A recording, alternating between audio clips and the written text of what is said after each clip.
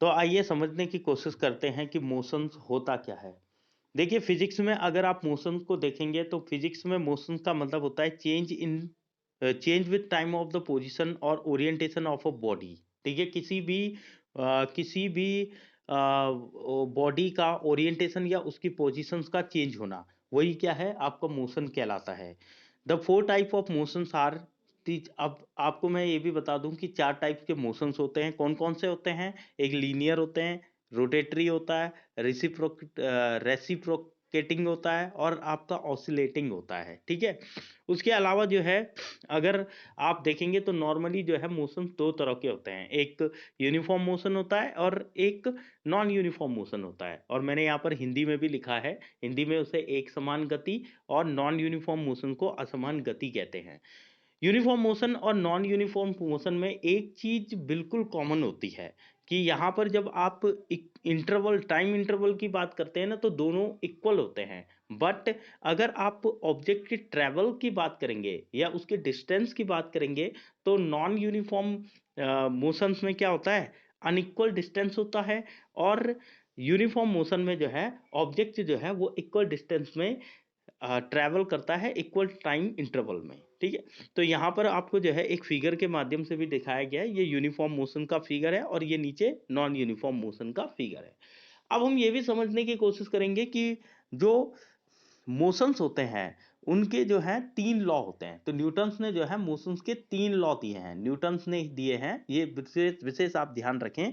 ठीक है, तो न्यूटन्स का जो पहला लॉ है वो ये क्या, वो ये बताने की कोशिश करता है कि ऑब्जेक्ट तब तक अपने मोशन में नहीं आएगा या अपनी किसी पोजीशन को या ओरिएंटेशन को तब तक चेंज नहीं करेगा जब तक कि उस पर कोई फोर्स ना लगाया जाए। ठीक है।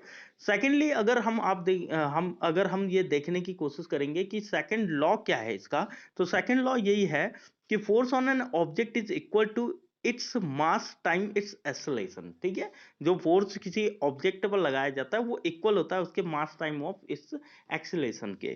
ठीक है। फाइनली अगर हम तीसरे लॉ की अगर हम बात करते हैं तो इसमें क्या है कि यहाँ पर क्या होता है कि एक ऐसा फोर्स लगता है, एक ऐसा रिएक्शन होता है जो कि इक्वल एंड अपोजिट रिएक्शन जो कि प्रत्येक एक्शन के प्रति होता है। जैसे अगर आप देखेंगे कि आप अगर किसी कील को जो है किसी दीवार पर आप क्या कर रहे हैं, किसी वॉल पर जो है ठोक रहे हैं या उस पर हथौड़ा चला रहे हैं, तो आप देखेंगे कि एक तो आप उस कील को जब दीवार पर ठोकते हैं तो उससे जो है कील से जो है वॉल पर फोर्स लग रहा है, लेकिन उसके अपोजिट में जो है वॉल भी जो है उस कील पर क्या करती है, फोर्स मारती है। ठीक है, तो ये चीजें जो है थर्ड लॉ के उसमें आती है। इसको हिंदी में हम क्रिया प्रतिक्रिया का नियम भी कहते हैं। ठीक है, अब हम बात करेंगे स्पीड की। तो स्पीड जो है, स्पीड देखिए मैं आपको सिर्फ छोटे छोटे टर्म्स लेके आया हूँ। ठीक है, कोई ज़्यादा मैंने बड़े जो नोट्स नहीं बनाए हैं, मैंने सिर्फ वही नोट्स बनाए हैं जो नोट्स आप लोगों के काम के हैं। वाकई में जो जिन लोगों को जिन जिन नोट्स को पढ़ के आप लोगों को लगेगा कि हाँ वाकई में जो है हमें इन शॉर्ट शॉर्ट चीज़ों को ही समझना जरूरी है। हमारे लिए इन शॉर्ट शॉर्ट चीजों को ही समझना बहुत जरूरी है। ठीक है, तो हम स्पीड की बात करते हैं। स्पीड को डिफाइन कैसे करते हैं? The rate of change of position of an object in any direction. ठीक है, जब कोई भी किसी भी ऑब्जेक्ट की वो रेट जिसमें जो है ऑब्जेक्ट की पोजीशन में चेंज होता है किसी भी डायरेक्शन में। ठीक है, तो s is equal to d upon t, मतलब s यहाँ पर जो है स्पीड हो गया, d जो है डिस्टेंस ट्रेवल कि कितना वो ट्रेवल कर रहा है, और t जो टाइम वो ले रहा है। ठीक है, तो वो सारी चीजें हैं। ठीक है, और ये मैटर जरूर करता है कि टाइम होना बहुत जरूरी है। ठीक है, टाइम इंटरवल जो है आपको हर जगह मिलेगा। अगर आप वेलोसिटी की बात करेंगे तो वेलोसिटी में भी आपको टाइम मिलेगा। ठीक है, तो v is equal to d upon T.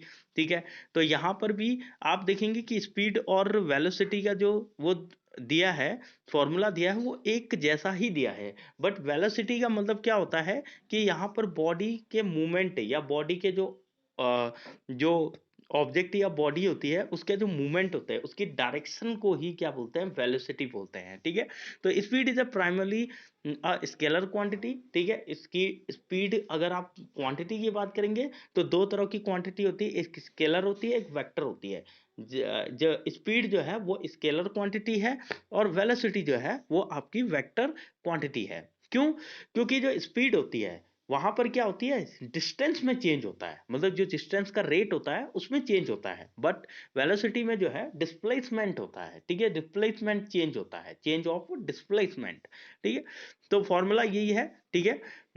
Velocity में जो है उसको डी को हम क्या बोलते हैं, डिस्टेंस ना बोल के डिस्प्लेसमेंट बोलते हैं, और स्पीड में हम उसे क्या बोलते हैं, डिस्टेंस बोलते हैं। तो यही अंतर है दोनों के फॉर्मूले में, और टाइम जो है दोनों तरफ आता है, ठीक है?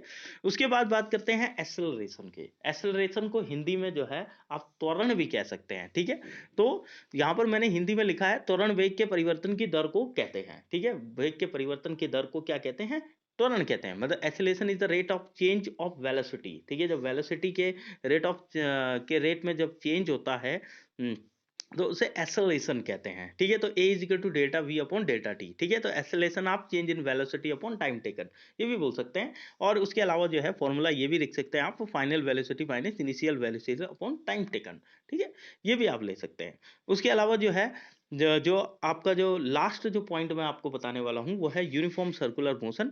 अब यूनिफॉर्म सर्कुलर मोशन तो वैसे ही इसी को बोला जाता है कि आप वृत्तीय कार में जब मोशन की बात करते हैं, मतलब जब आप सर्कुलर किसी चीज को कोई चीज अगर गोल गोल घूम रही है, तो उसका आप सर्कुलर मोशन कह देते हैं, ठीक है? बट यूनिफॉर्म सर्कुलर मोशन क्या होता है, जब कोई वस्तु एक निश्चित बिंदु को केंद्र मानकर उसके चारों ओर वृत्तीय पथ पर एक समान चाल से गति करती है, तो उसकी गति एक समान वृत्तीय गति कहलाती है, ठीक है?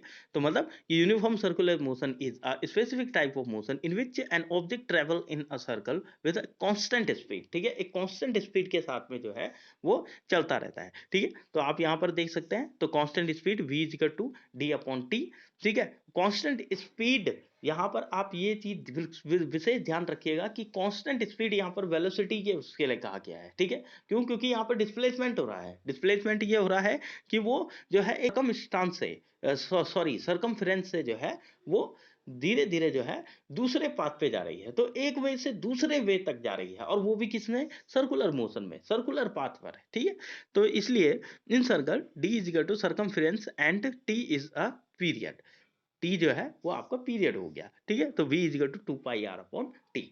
तो आपको ये जो मेरे द्वारा जो भी नोट्स बनाए गए हैं वो कैसे लगे, और अगर आपको मेरे द्वारा समझाए गए जो भी तथ्य हैं या जो भी टर्म्स हैं वो आपको अच्छे लगे, तो इस वीडियो को लाइक करें, और वीडियो को अधिक से अधिक शेयर करें, और चैनल पर जो है ना आप सब्सक्राइब करना बिल्कुल ना भूलें, ठीक है? तो और और भी इसी तरह के अपडेट पाने के लिए आप जो है बेल आइकन्स को जो है दबाएं। तो इसलिए, तो इसके लिए आप सभी का धन्यवाद।